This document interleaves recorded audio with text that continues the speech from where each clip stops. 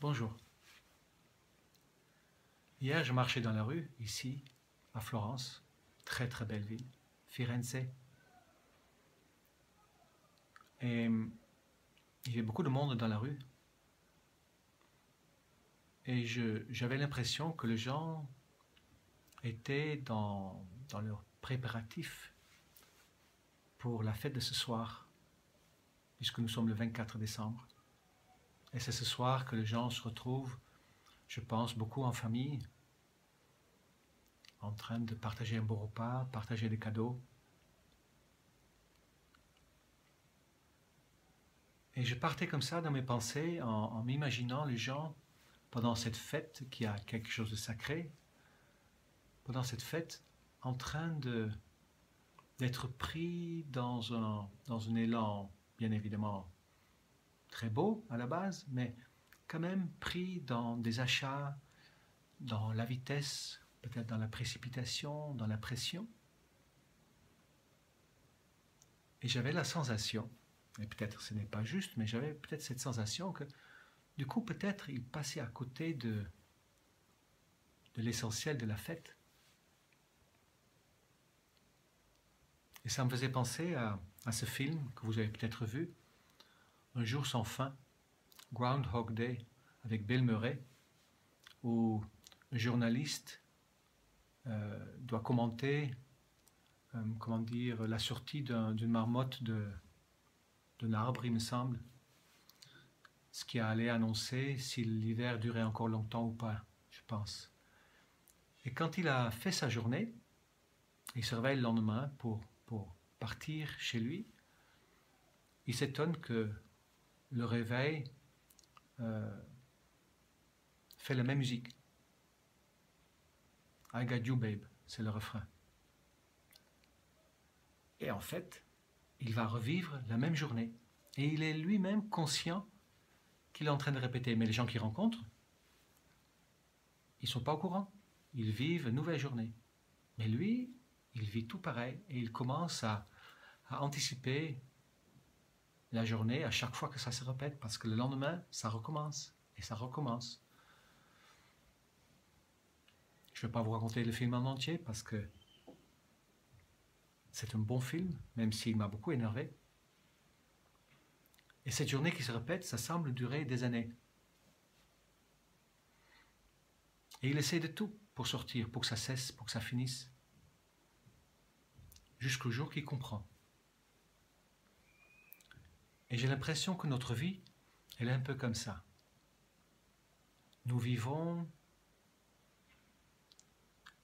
chaque jour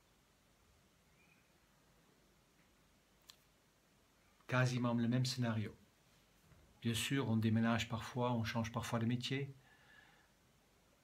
Mais je pense que pour la plupart d'entre nous, le scénario de vie se répète jour après jour. Le même rituel.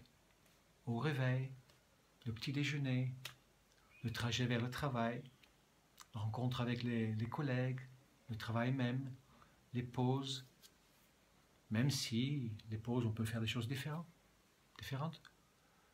Après le trajet vers la maison, peut-être le sport, le retrouvailles avec la famille, avec son chéri ou sa chérie. Quelque chose qui se répète et se répète. Et j'ai cette sensation que ces choses se répètent et se répètent comme pour nous donner l'occasion d'y changer quelque chose, comme dans le film. De changer quelque chose en nous pour que quelque chose dans le scénario change. Dans le film, il réussit.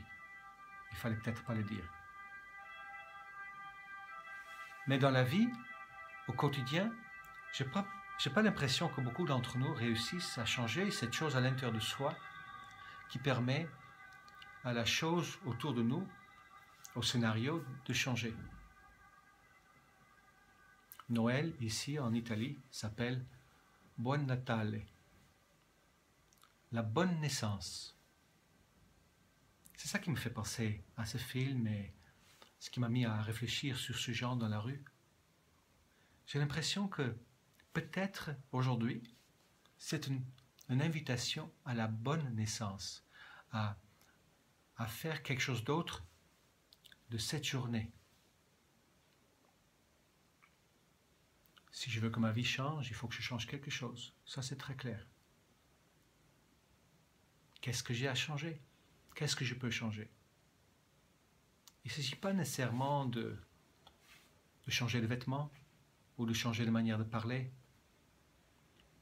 Qu'est-ce qu'il y a à changer? C'est la naissance de Jésus aujourd'hui. J'ai trouvé ça toujours un peu bizarre parce qu'il y a en même temps la naissance de Jésus et en même temps l'histoire du Père Noël.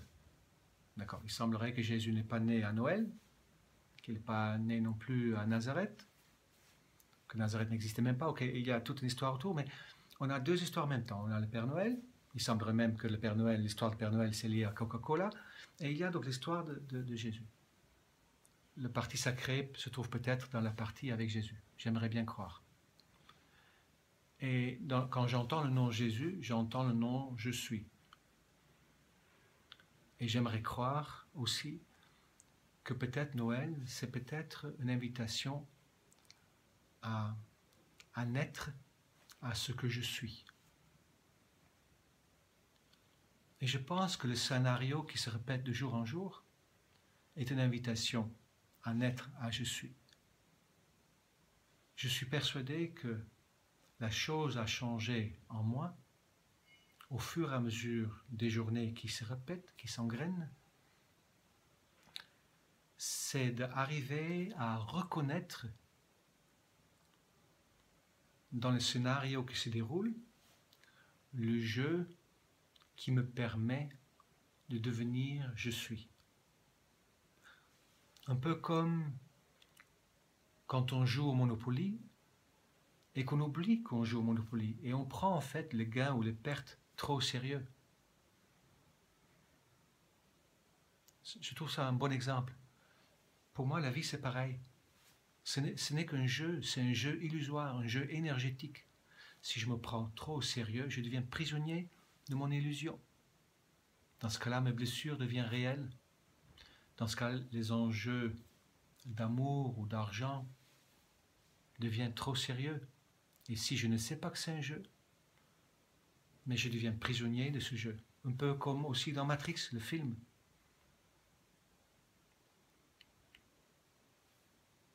Le moment qu'il a tiré la prise de sa tête dans le film Matrix, c'est qu'il a vu la réalité, mais il a pu commencer à changer de vie.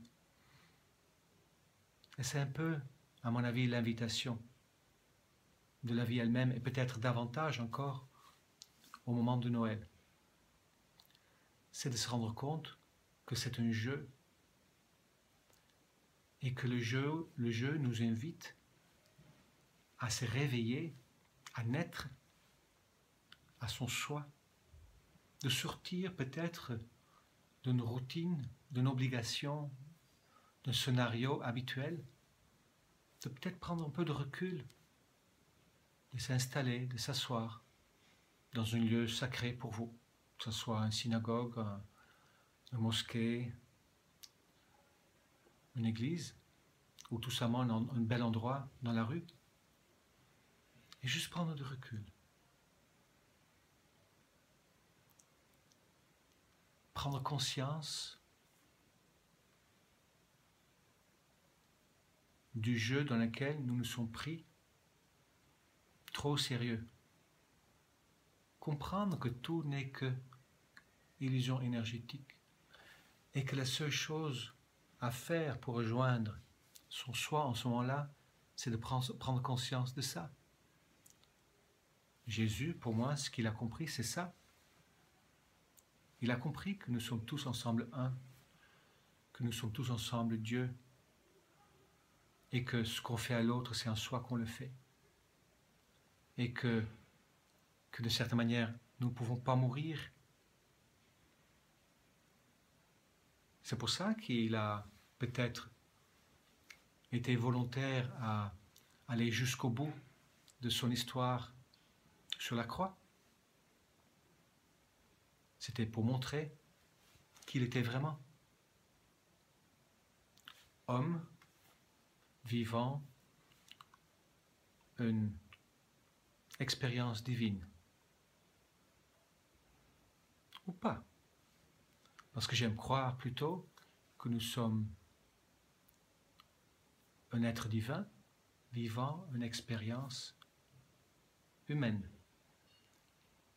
Et j'ose croire que tout ce jeu est là pour nous permettre à le percevoir, de naître à ça, de se réveiller à ça,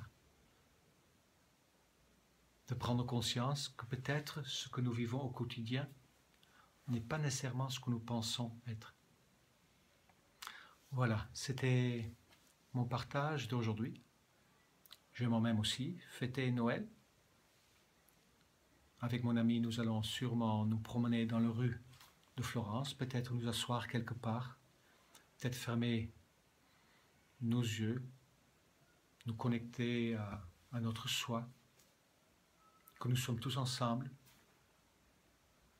et à travers de ce geste, s'unir à ce que nous sommes tous ensemble réunis.